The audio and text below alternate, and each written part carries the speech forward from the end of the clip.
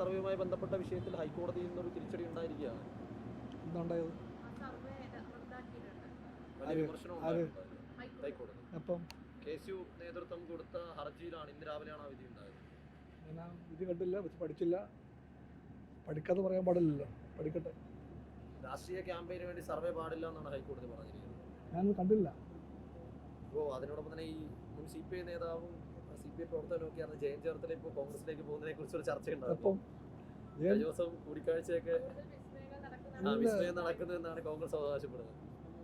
ജയന് കാലങ്ങളായിട്ട് ബന്ധമില്ല പാർട്ടിയോട്, കാലങ്ങളായിട്ട്. പണ്ട് ബന്ധം ഉണ്ടായിരുന്നു. ജയൻ ആദ്യം NCP മറ്റുമായിരുന്നു, അറിയാമോ? NYC-യുടെ അതിൻ്റെ നേതാവായിരുന്നു. പിന്നെ കുറച്ചു കാലം അദ്ദേഹം പാർട്ടിക്കകത്തുണ്ടായിരുന്നു. കുറേ കാലമായിട്ട് പാർട്ടിക്കകത്ത് ബന്ധമില്ല.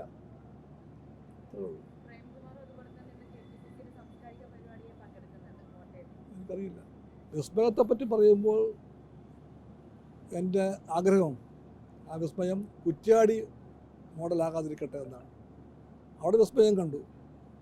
ഐക്യ ജനാധിപത്യ മുന്നണി എന്ന് വിളിക്കുള്ള ഒരു മുന്നണിയുടെ വലിയ പരിപാടിക്കകത്ത് വിസ്മയം കണ്ടു. നേതാക്കന്മാർ തമ്മിലടിച്ചു, കഴുത്തിൽ പിടിച്ചതും നമ്മൾ കണ്ടതാണ്. ഞാൻ കേട്ടത് ഒരു നേതാവ് താഴെ വീണു എന്നാണ്, തളരപ്പെട്ടിട്ട്. ആ വിസ്മയങ്ങളൊക്കെ നല്ലതല്ല.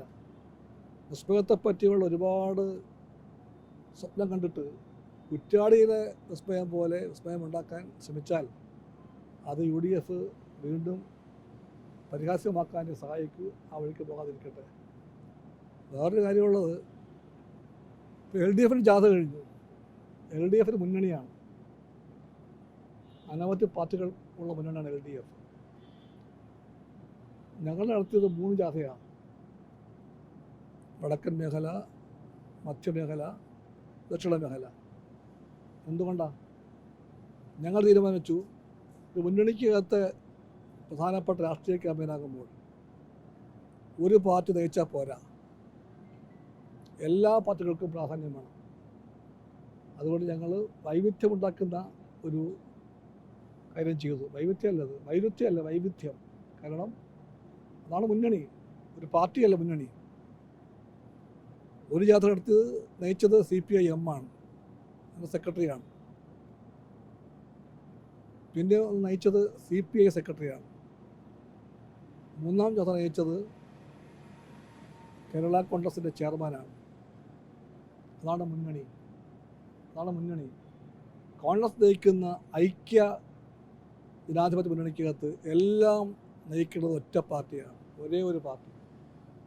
ആ പാർട്ടിക്കകത്താണെങ്കിൽ നേതാക്കന്മാരുടെ വലിയ പടയുണ്ടെങ്കിലും അവർ തമ്മിൽ തല്ലി എപ്പോഴും ബഹളം വയ്ക്കുമെങ്കിലും അവസാനം എല്ലാം ഒറ്റ ആളിലാണ്.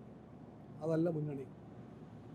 ഞാൻ പിന്നെയും നോക്കി, ഞങ്ങളുടെ ജാഥകളിലൊക്കെ നേതാക്കന്മാരായിട്ട് അതിനകത്ത് സ്ത്രീകളുണ്ടായിരുന്നു. ഞാൻ UDF-ൻ്റെ ജാഥ നോക്കി, ഒറ്റ സ്ത്രീ അവിടെ എവിടെയുമില്ല. ഒരു സ്ത്രീയെപ്പോലും കണ്ടില്ല. അതിൻ്റെ വലിയ ഹോർഡിങ്സ് ഞാൻ കണ്ടു, വലിയ പോസ്റ്റേഴ്സ് കണ്ടു.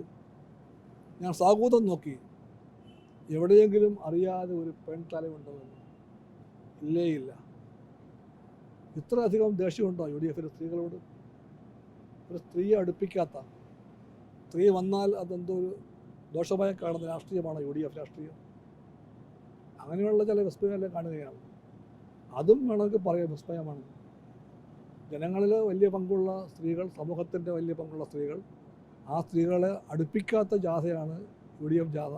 അതാണ് വിസ്മയമെങ്കിൽ ആ വിസ്മയം വേണ്ട. ഞങ്ങൾക്ക് വിസ്മയത്തെ താല്പര്യമില്ല.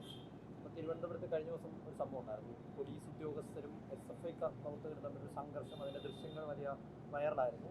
അതൊരു വ്യക്തിവൈരാഗ്യത്തിൻ്റെ പേരുണ്ടായ സംഘർഷം എന്ന തരത്തിലേക്കൊക്കെയാണ് ഒരു ചർച്ച ഉണ്ടാകുന്നത്. അപ്പോൾ അത്തരത്തിൽ അതൊരു പൊതുബോധത്തെ എങ്ങനെയാണ് ബാധിക്കുന്നത് എന്ന തരത്തിലേക്ക് ചർച്ചയൊക്കെ ഉയർന്നു. വ്യക്തിപരമായ കാര്യങ്ങളെല്ലാം അങ്ങനെ തന്നെ പോട്ടെ, പൊതുബോധമാക്കണ്ട. അതൊരു SFI നടത്തിയ പരിപാടിയിൽ പോലീസ് ഉദ്യോഗസ്ഥൻ മർദ്ദിച്ചു. ആ മർദ്ദിച്ചത് SFI-ക്കാർ മറ്റൊരു സ്ഥലത്ത് വെച്ച് ചോദ്യം ചെയ്തു.